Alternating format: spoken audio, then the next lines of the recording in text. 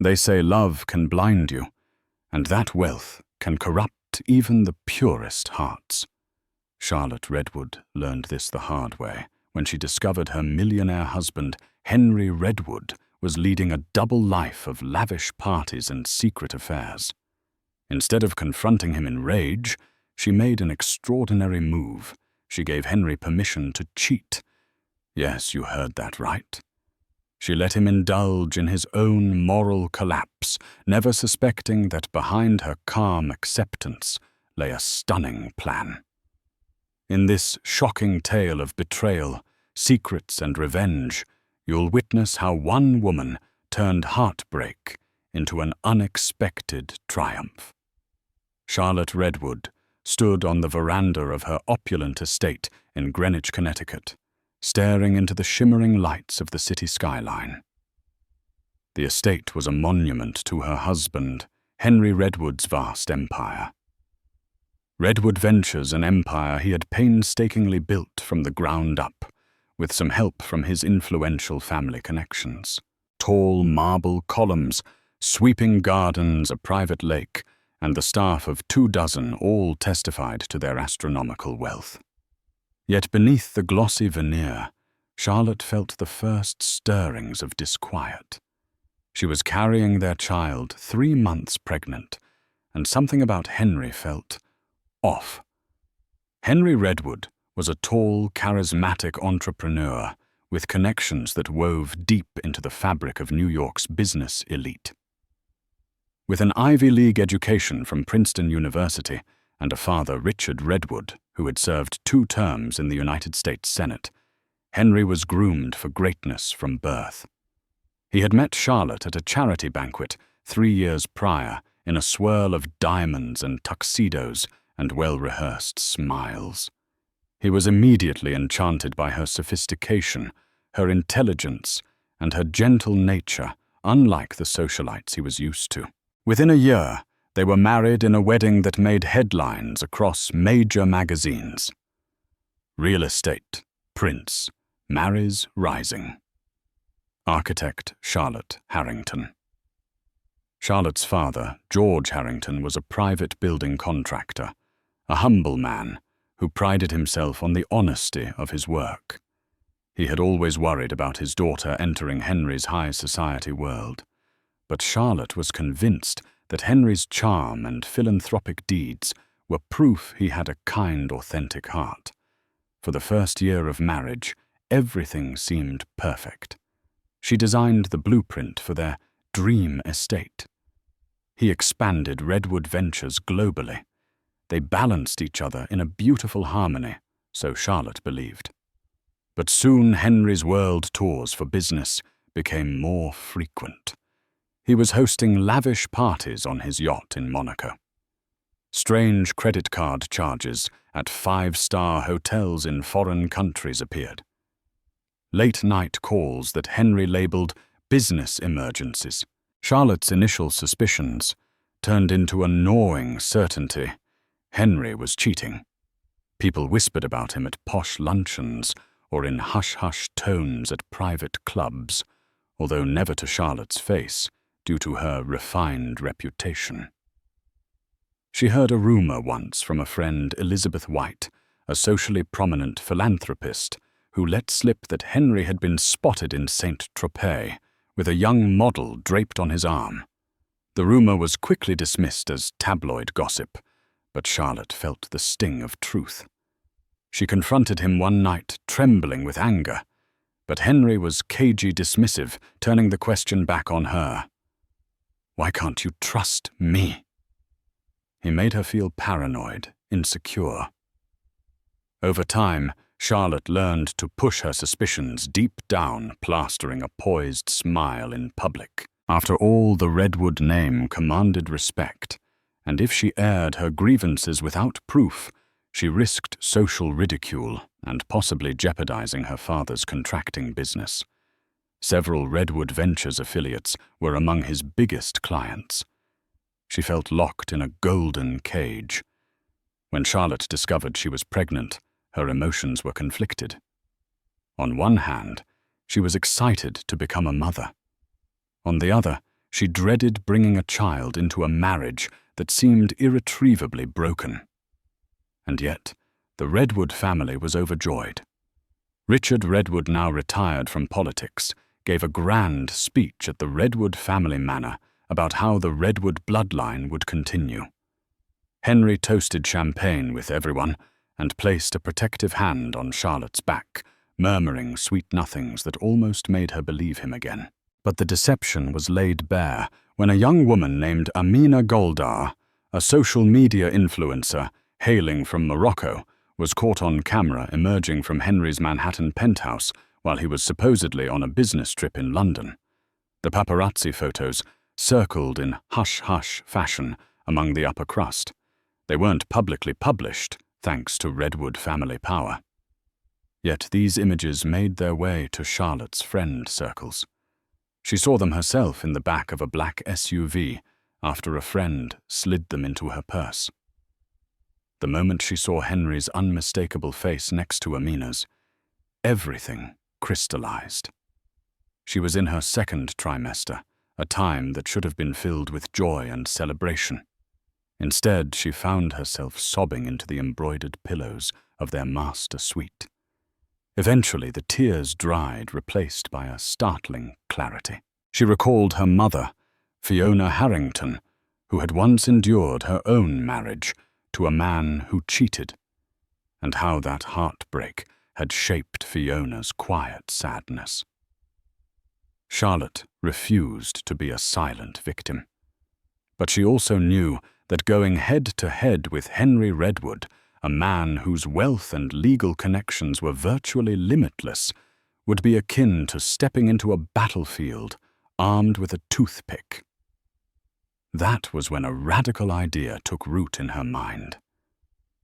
What if I let him cheat? It sounded insane at first, but as Charlotte thought about it, she realized there was a twisted brilliance in giving him the rope to hang himself. If Henry believed he had free rein, perhaps he'd reveal his true nature. She consulted discreetly with an old law school friend, David Lawton, a man who now ran a small but potent law firm in upstate New York. David listened in stunned silence as Charlotte outlined her plan. When she finished, he exhaled slowly. "This is unconventional," he said. "But if we handle this right, you'll have the leverage you need, both socially and legally." Charlotte spent several weeks working with David to draft a set of divorce papers so ironclad that Redwood's own phalanx of attorneys would have difficulty untangling them. There was even a hidden clause that no Redwood lawyer would anticipate a small but potent detail that could shift power entirely into Charlotte's hands. She sat with David and a few trusted paralegals, poring over every line, ensuring that if Henry Redwood tried to discard her, he would walk away with minimal control over their child and face significant financial consequences. The next step was to set the stage. "I'll let him cheat freely," she thought, her heart pounding. "He won't know I'm watching, and by the time I drop these papers, it'll be too late." She felt a pang of guilt, wondering if she was stooping too low. But then she recalled the photos of Henry and Amina and the numerous other rumors she had stifled. "No," she told herself, "this is survival." One sunny afternoon, Charlotte approached Henry in his private study, where he was on the phone, presumably with a client from Dubai. She waited patiently until he ended the call. He glanced at her with mild annoyance, but she steadied herself. "I think we need to talk," she said, wrapping her arms around her growing belly protectively. Henry raised an eyebrow, but offered a polite smile. "Of course, my dear. What's on your mind?" There was a slight tremor in her voice, but she spoke with surprising composure. "I realize I can't tie you down to a traditional marriage, if that's not what you want," she said. "I see how stressed you've been traveling, often entertaining important business partners. If you need..." an outlet. I won't stand in your way." He stared at her for a moment, confusion etched into his features. "Are you giving me permission to see other women?" he asked carefully. She shrugged, feigning indifference. "I'm pregnant, Henry. My focus is on the baby right now. I'd rather have honesty than illusions. If you need that sort of freedom, take it. Just don't lie to me about it." There was a silence, thick with tension. Henry's mind was clearly whirring. He seemed caught off guard, torn between relief and suspicion. After all, what wife willingly condones her husband's infidelity? But perhaps a life free of guilt, free from having to hide, was appealing. Slowly he nodded. "If that's what you want," he said softly, "then thank you, Charlotte. I appreciate your understanding." Charlotte forced a small smile, turning to leave. Inwardly, she felt revulsion and heartbreak. But she had to keep her mask on. The plan had begun. In the following weeks, Charlotte played the role of a dutiful wife who no longer asked about Henry's late nights, his questionable text messages, or the hush-hush phone calls he took in their expansive garden. She began to sleep in a separate room, citing that her pregnancy aches kept her tossing and turning all night. Henry didn't protest. In truth, it gave him the perfect cover to come home at odd hours without disturbing her. Sometimes Charlotte heard his footsteps at 3 a.m. Other times the staff quietly informed her that Henry hadn't returned all night. She responded with a serene wave of her hand. "Oh, he's on a business trip," as though the behavior was perfectly normal. Meanwhile, her heart hammered in her chest each time the magnitude of her emotional turmoil pressing down on her. But she always reminded herself, this is for the final act. David Lawton guided her meticulously. "Document what you can," he advised, "but do it discreetly. Keep a private journal with dates, potential whereabouts. If you can gather any proof receipts, phone logs without tipping him off, do it." So Charlotte became a quiet observer. She installed a minimal piece of monitoring software on Henry's personal computer, courtesy of an old colleague from her architectural tech firm.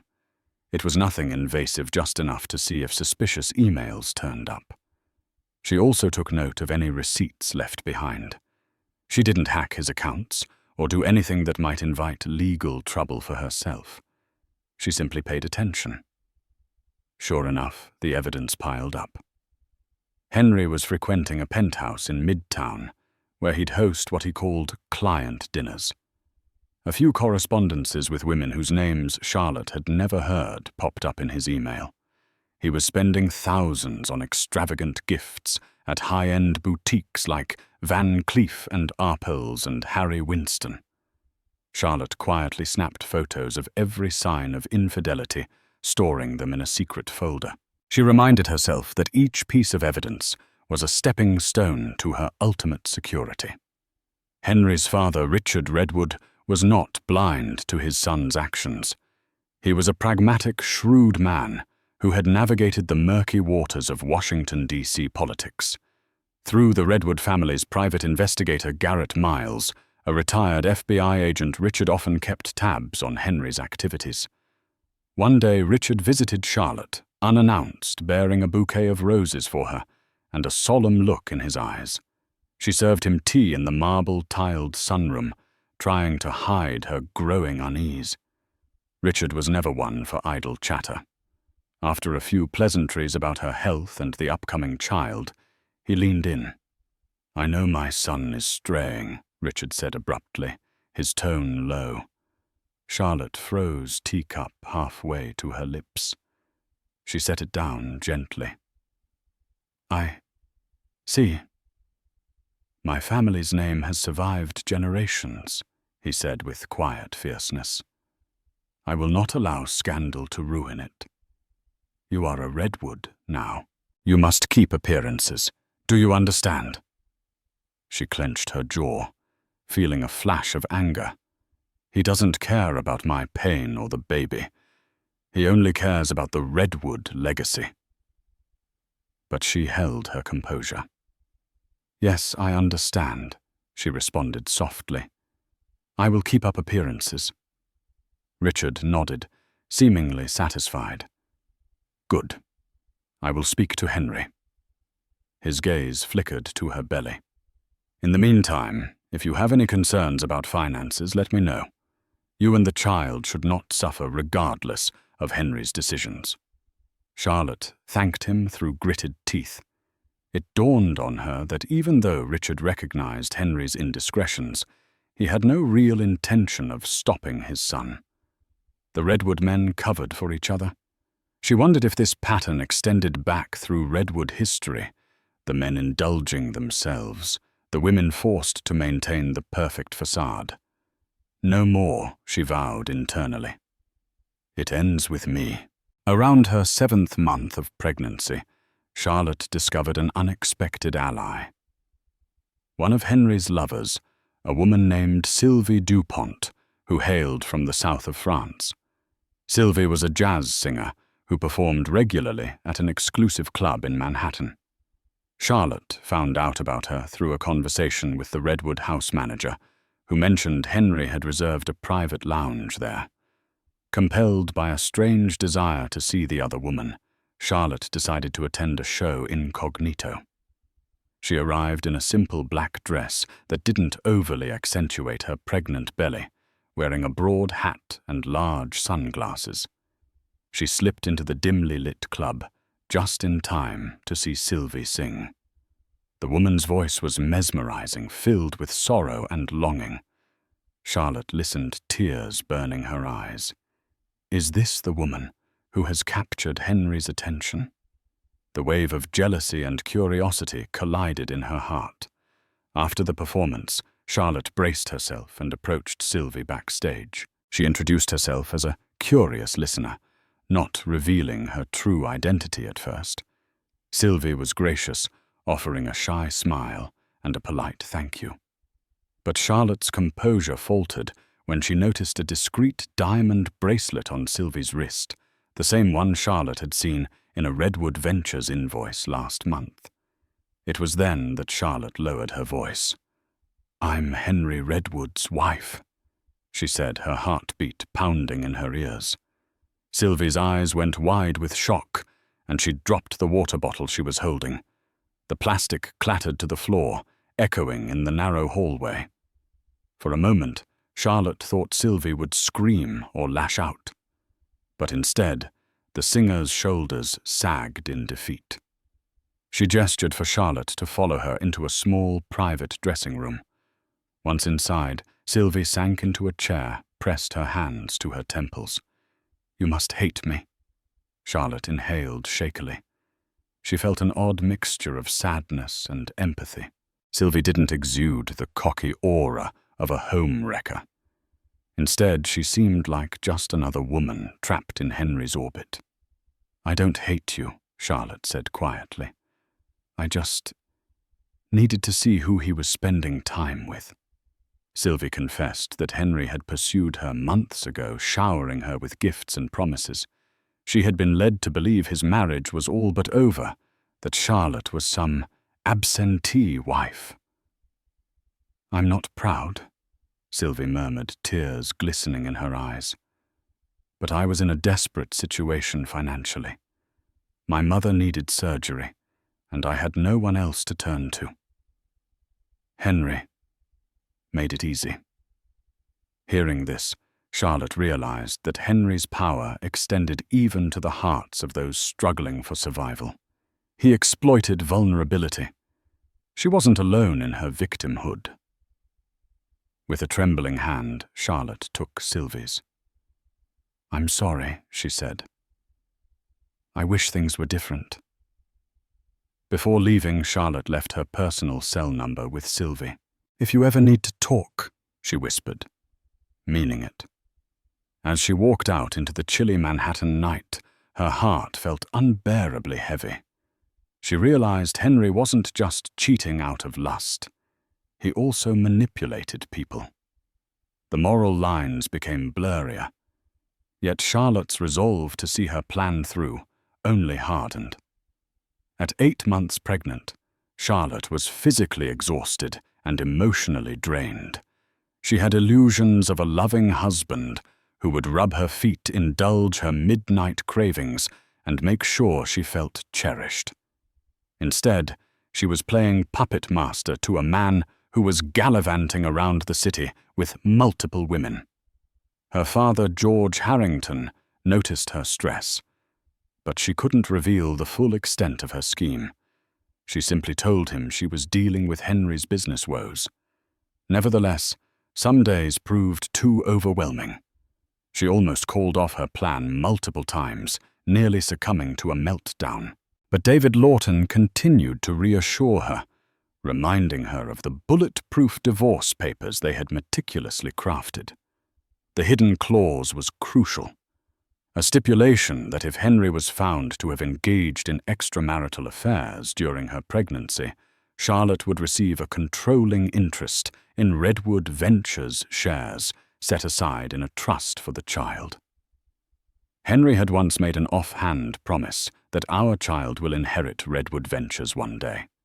Charlotte had turned that notion into a contract clause that Redwood's lawyers would likely overlook in the standard prenuptial agreement's update. David's skill lay in merging older Redwood trust documents with new language that Henry had casually initialed months prior. If he tried to fight her on it, the Redwood family risked a massive scandal, since the entire city would learn of the infidelity. That was the nuclear button. One late afternoon, Henry strolled into the house, reeking of expensive cologne and the faint scent of perfume that was not Charlotte's. She took a steadying breath and approached him with a gentlesome smile. "Henry, the baby will be here soon. The Redwood lawyers are updating our estate documents, something about inheriting the Redwood fortune. They mentioned you need to sign a few papers. It's mostly standard procedure to align with Redwood family protocols." She tried to keep the tremor out of her voice. He waved his hand dismissively. Sure, just put it on my desk." "I'll sign." She brought the folder the next day.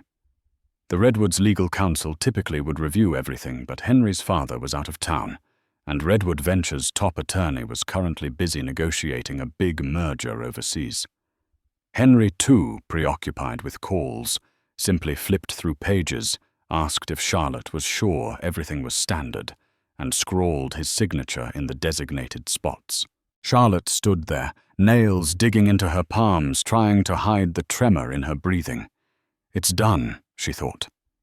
The day Charlotte went into labor was both terrifying and oddly hopeful. She was rushed to the hospital in the Redwood family's personal limousine. Henry was at his midtown penthouse, but arrived at the hospital shortly after looking unexpectedly anxious. Through the painful contractions, Charlotte noted the worry etched on his face. A fleeting thought. Does he actually care?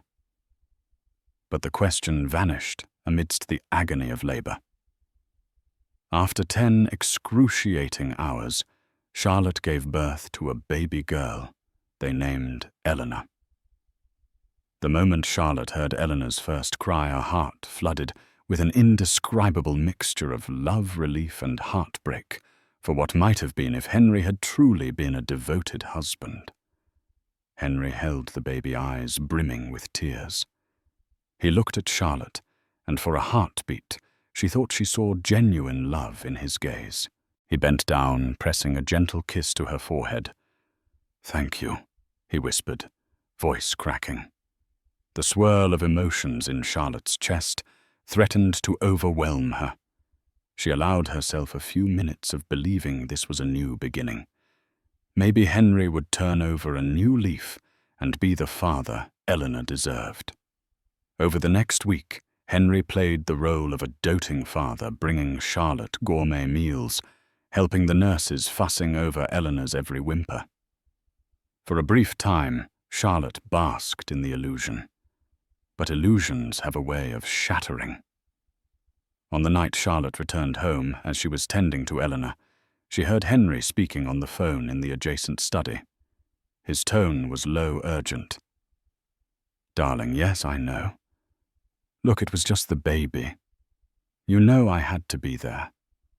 We'll go to Milan next week, don't worry. I'll handle Charlotte." Charlotte's hand froze mid-air, pressing a soft towel to Eleanor's face.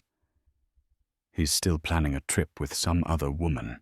All at once, the ephemeral hope she'd allowed herself to feel disintegrated.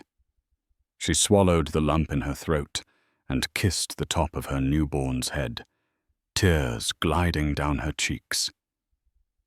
"I've done all I can. Now I protect my child and me."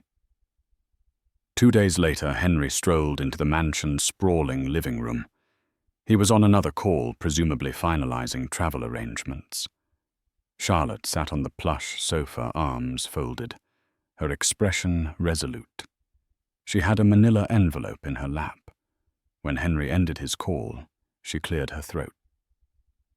"I have something for you," she said, offering him the envelope. Inside at the top were the divorce papers, 10 neatly printed pages with David Lawton's firm's logo. Henry's face blanched. "What is this?" he demanded, rifling through the sheets.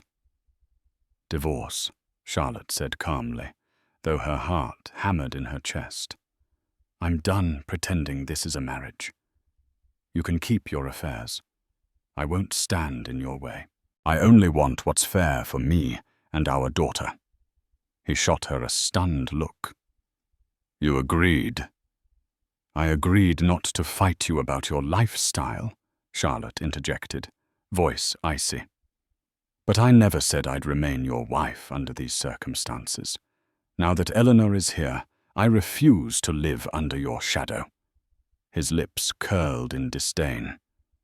"Fine," he said, throwing the papers onto the marble coffee table. "If you want a divorce, you'll leave with the clothes on your back. Our prenup is ironclad." Charlotte smirked, her eyes flinty. "You might want to actually read the terms this time." He snatched up the documents again, flipping through them with increasing panic. Then he saw the hidden clause, the one referencing the Redwood Trust's inheritance and the controlling interest in Redwood Ventures if an extramarital affair was documented. The details were spelled out with clarity. If Henry was found at fault for infidelity during her pregnancy or the child's first year, Charlotte could claim a sizable share of Redwood Ventures' assets on behalf of Eleanor, effectively giving Charlotte controlling power over Henry's stake should she choose to exercise it. She had it in writing that Henry had acknowledged fatherhood and pledged unwavering fidelity during pregnancy and the child's infancy. His signature was right there with the Redwood notary's stamp. Henry's cheeks flushed scarlet. "You! How dare you trap me like this?" Charlotte rose, crossing her arms. "You gave me no choice. I only secured our future. A man who cheats on his pregnant wife is someone who can't be trusted. I had to protect myself and our daughter." He looked ready to erupt. "I'll call my lawyers. We'll fight this in court." She shrugged. "Go ahead. If we go to court, everything will come out the mistress insent. Tropers the nights at your penthouse, the receipts, the phone records, the gifts.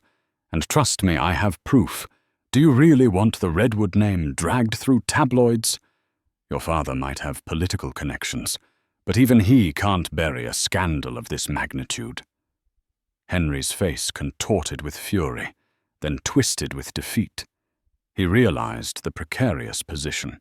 Redwood Ventures had several pending deals with major international partners. A scandal could cause stock prices to plummet, tarnish the Redwood brand, and incite a media circus. "You..." "Cunning," he began, then stopped himself, inhaling raggedly. Charlotte felt both triumph and sorrow in that moment. "I never wanted this," she thought bitterly, "but you forced my hand." She steeled herself. "We can settle this quietly," she offered, her voice steady. Sign the divorce. I'll take custody of Eleanor. You can have visitation, but Redwood Ventures remains partially under my control for our daughter's sake until she's of age. You can avoid a public battle, and we can both move on. Henry sank into a chair, burying his face in his hands. She watched him, her heart pounding. For all his cruelty, for all the heartbreak, seeing him so defeated, tugged at a shred of her humanity. But then she remembered his phone call about Milan, the hush-hush dinners, the tears she'd shed alone in bed, and she felt only resolve. The Redwood mansion, once a symbol of untouchable power and legacy, now stood like a fortress under siege. The walls had witnessed decades of whispered deals, polished diplomacy, and silent betrayals, but now they echoed with the tension of a family imploding from within. It didn't take long for news of the divorce settlement to reach Richard Redwood. Despite all efforts to keep the matter quiet, someone from the legal team had leaked just enough to stir whispers within the business elite. That was all it took. Within days, Richard had a printed copy of the revised estate and trust documents in hand, and fury coursing through his veins. One morning, without warning, he arrived at Charlotte's townhouse. He didn't knock politely. He pounded on the door with the authority of a man who had once commanded votes in the U.S. Senate. Charlotte opened the door, Eleanor balanced on her hip. "We need to talk," Richard barked. She looked him over coolly, then stepped aside. "Keep your voice down. Your granddaughter is sleeping." He stepped into the living room like a storm in human form. His gaze swept across the minimal, tasteful decor with a kind of disdain. This wasn't the opulence of the Redwood estate, but it had warmth, something money couldn't buy. "I want answers," Richard said, turning to face her. "You slipped a clause into the Redwood Trust. You now control part of the company. That was never agreed upon." Charlotte met his stare without flinching. "It was agreed upon the moment your son signed those documents. He had every opportunity to read them. He didn't. That's not my fault." His jaw tightened. "You took advantage." "No," she said calmly. "I protected my daughter. Something your son refused to do when he was flying to Milan with another woman during my pregnancy." Richard's lips pressed into a hard, bloodless line. "You're threatening Redwood Ventures. I'm protecting my family," she corrected. "And if this goes to court, I have more than enough evidence to back every claim." He threw the papers onto her coffee table. "This is extortion." "No," she replied, voice even, eyes steady. "This is justice." For a moment they stood in silence. Then Richard, the ever-calculated patriarch, recalibrated. His voice lowered. "What do you want, Charlotte? Money? A quiet settlement? We can arrange that." Charlotte let out a dry laugh. "I already have a settlement. I want stability for Eleanor. I want Redwood Ventures to fund the community projects Henry promised. And I want you to stop treating me like I'm disposable." He looked at her for a long time. Something shifted in his eyes, not acceptance, but acknowledgement. He had underestimated her. Gravely. "I see now why Henry fell for you," he said at last. "You're smarter than you look." "I'm smarter than you think," she replied sharply. "That's your real mistake." He stood there for a moment longer, seething behind a brittle veneer of diplomacy. Then he gave a terse nod. "We'll be in touch," he said, turning towards the door. Charlotte followed him out and watched as he disappeared into the waiting town car, the door slamming shut with finality. Later that evening, Henry called. His voice was flat. "My father's furious." I gathered Charlotte replied, rocking Eleanor gently in her arms. "He thinks you're trying to destroy the company." I'm trying to ensure it doesn't destroy our daughter's future. There was a pause. I'm sorry, Henry said again, quieter this time. I didn't read the documents. I should have. But I was distracted, she finished for him. That's the story of our marriage. Silence. Charlotte shifted Eleanor to her other shoulder, kissed her tiny forehead. The damage is done, Henry. I'm not trying to punish you. But I won't let Eleanor be raised by men who think women are pawns to move around a board. You have my word, he said finally. I won't challenge the clause. You better not, she said, voice steel. Because this time, I won't just fight, I'll win. When she ended the call, Charlotte stared out the window, the sky awash in soft gold as the sun began to set. The Redwood Empire was still standing, but the foundation had cracked, and she had done it without raising her voice, without threats, just with the truth. And truth she'd learned was the most devastating weapon of all. The weeks after the settlement were calm on the surface, but emotionally volatile beneath. Charlotte moved through each day with a practiced grace, but inside she remained on high alert. The Redwood family might have signed the documents, but their history of control and silent retaliation lingered in her mind like smoke that refused to clear. She was careful.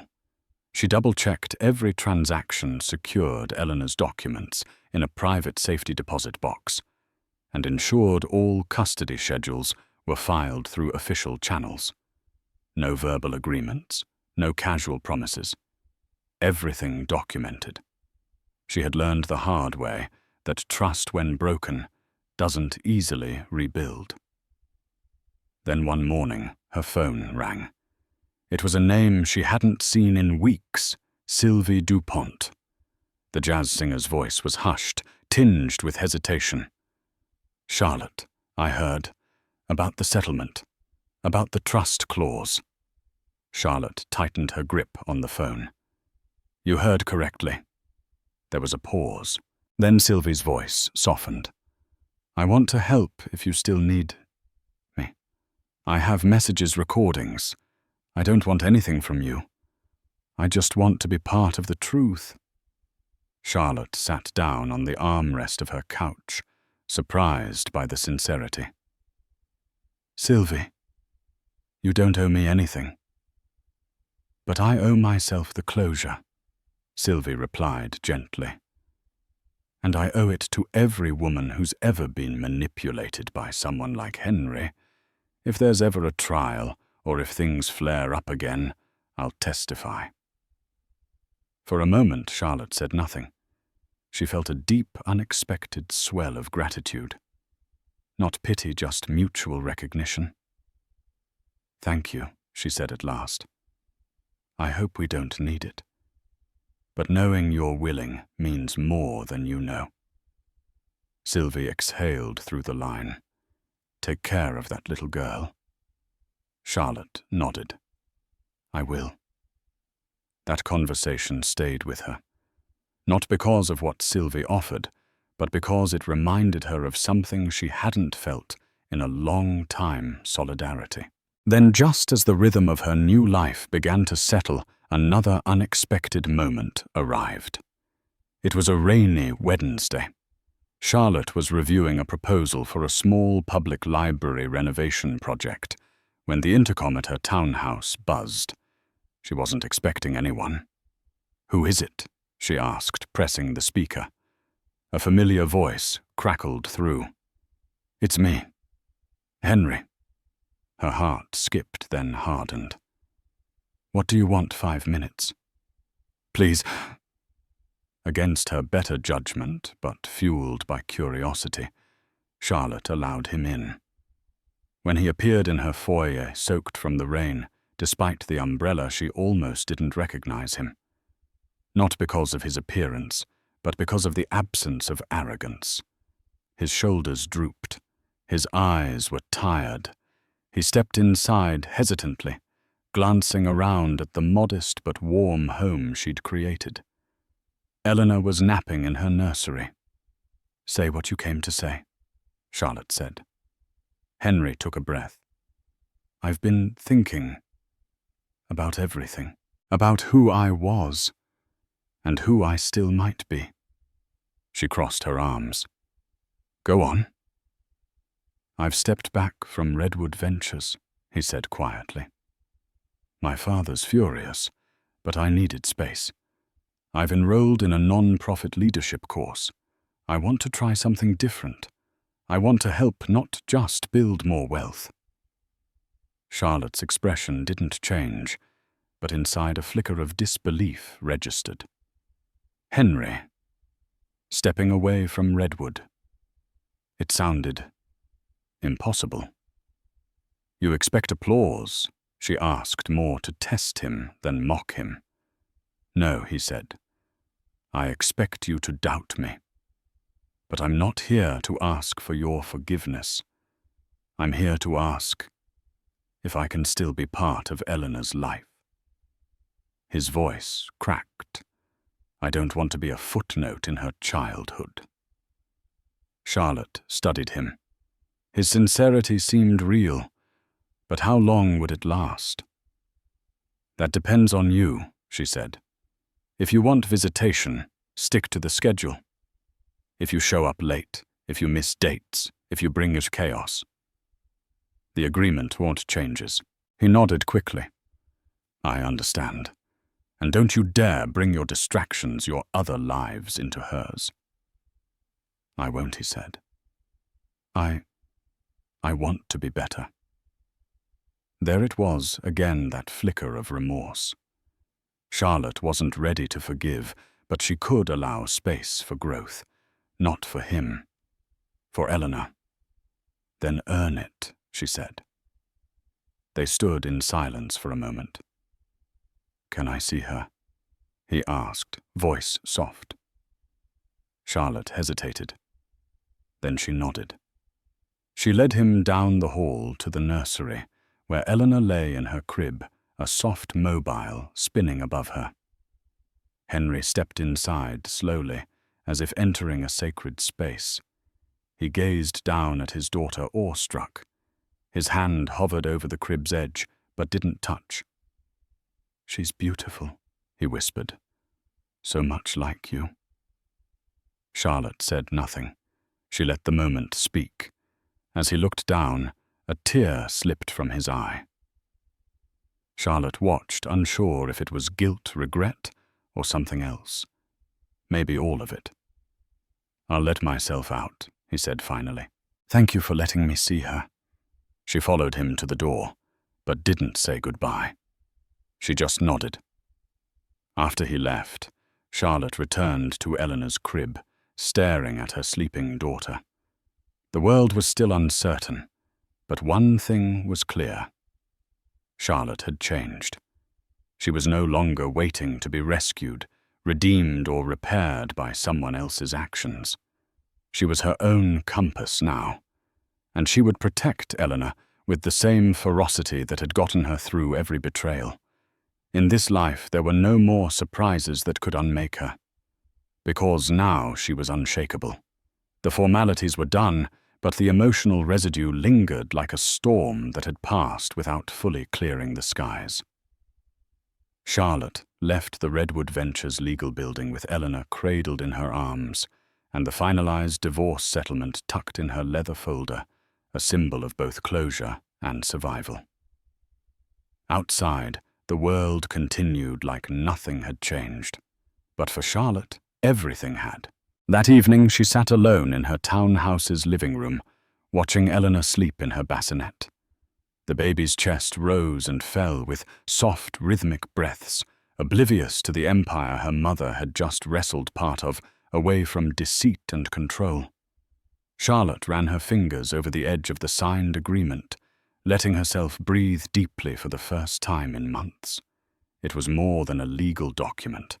It was her emancipation. The trust clause had held. Despite their resistance, Redwood Ventures' attorneys had no choice but to accept the consequences. With Henry's signature and the timeline of his documented affairs, Charlotte had secured partial control over a Redwood trust set aside for their daughter. In practical terms, it meant she held a voice in key decisions. In symbolic terms, it meant she had stood toe-to-toe with one of the most powerful families in the Northeast and walked away with her dignity intact. Henry hadn't spoken much after the signing.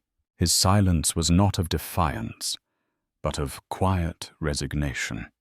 Whatever power he had once wielded over Charlotte had been dismantled piece by piece by her quiet persistence.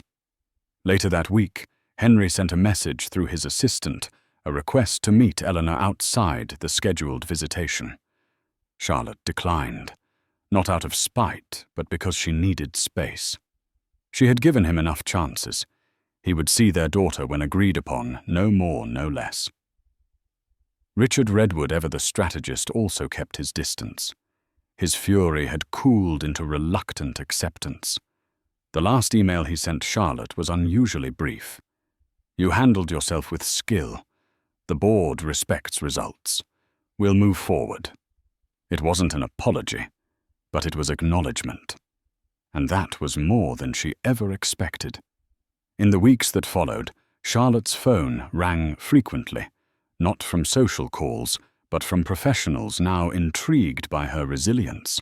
A former Harvard classmate offered to partner with her on a municipal housing project. An architectural journal reached out for a profile interview.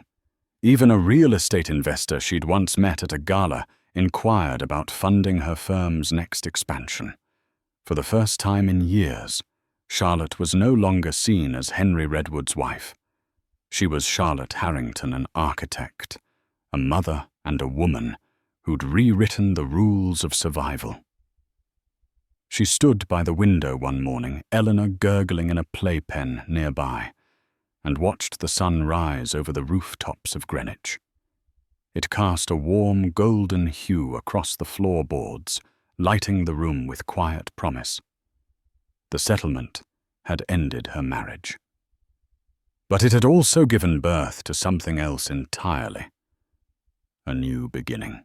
The news of the divorce broke quietly, released through a meticulously worded statement from the Redwood family's PR team.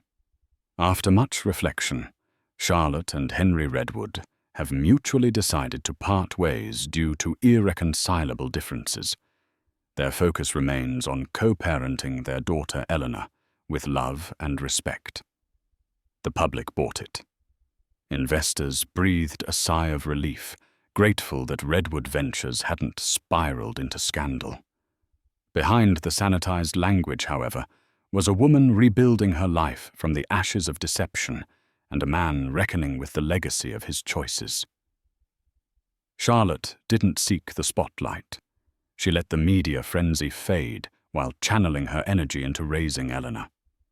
Her days were now filled with lullabies and architectural sketches, diaper changes and client consultations. The whirlwind of betrayal had passed, leaving clarity in its wake. She was no longer a pawn in someone else's empire. She was the architect of her own. With the divorce settlement finalized and the trust clause intact, Charlotte launched her own firm, Harrington Architecture. It was a tribute to her father's integrity and her own rebirth. She didn't need the Redwood name to succeed her talent, and resilience would carry her forward. Her father George stood proudly by her side, helping with everything from client outreach to babysitting Eleanor. "You've got this kiddo," he often said, handing her blueprints while rocking his granddaughter. His steady presence reminded her that not all men abandoned their families. Some stood tall, no matter the storm. Henry, for his part, honored the visitation terms. His appearances were predictable but subdued.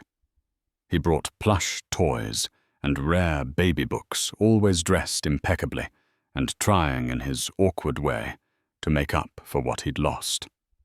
Charlotte remained cordial, though never unguarded. Her boundaries were firm. Eleanor came first, always. A few months after the dust settled, Henry surprised her. He arrived unannounced at the Harrington Architecture office one rainy afternoon, looking uncharacteristically unsure. Charlotte, startled but composed, led him to the conference room. "I needed to see you," he said, voice quieter than she remembered. "I wanted to say, I'm sorry." She sat across from him, expression unreadable. "I was blind," he continued. "I didn't realize what I had until I destroyed it. You were always more than I deserved." Charlotte didn't rush to respond. She studied his face, the once smug entitlement now replaced with traces of humility. For a moment, she saw not the man who betrayed her, but a man finally confronting his own reflection. "I appreciate you saying that," she replied, voice even. "But the damage is done." Henry nodded slowly. "I'm stepping back from Redwood Ventures for a while. My father thinks I'm being foolish, but I need to figure out who I am outside of the money, the pressure, the expectations." There was a pause. "I've been thinking about doing more philanthropic work, something with substance." A flicker of emotion crossed Charlotte's face. "I hope you do," she said. "For Eleanor's sake, if nothing else." They sat in silence, broken only by the faint patter of rain against the windows. When Henry finally stood, he looked down at her one last time. "Are you happy?"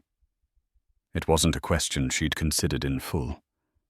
She thought of Eleanor's laugh, the peaceful mornings, her firm slowly taking shape. She smiled, small, real.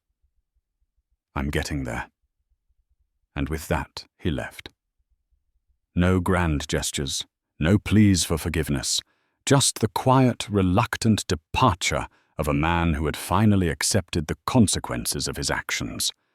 Over the next year, Charlotte flourished. Harrington Architecture earned praise for its innovative yet community-focused designs. Her most celebrated project was a state-of-the-art community center in Brooklyn, funded ironically by Redwood Ventures' philanthropic division at Henry's own urging. Charlotte had accepted the backing not as a favor, but as a strategic win for the people who needed it most. Meanwhile, Sylvie DuPont, the jazz singer, once entangled in Henry's double life, reached out occasionally. She'd secured a record deal in Europe and had moved on with her life. Her voice, once tinged with guilt, now held gratitude. "Thank you for not making me another casualty," she once said. Charlotte never blamed Sylvie. They had both been manipulated. Both had found the strength to walk away. Even Richard Redwood eventually offered a sliver of reluctant respect. During a charity gala, after a tense speech and stiffer-than-usual champagne, he approached her. "You proved me wrong," he muttered under his breath. "That doesn't happen often." Charlotte simply raised her glass. "Let's hope it becomes a habit." She knew the Redwood name still held power, but she also knew now that her power didn't come from proximity to it. It came from surviving it.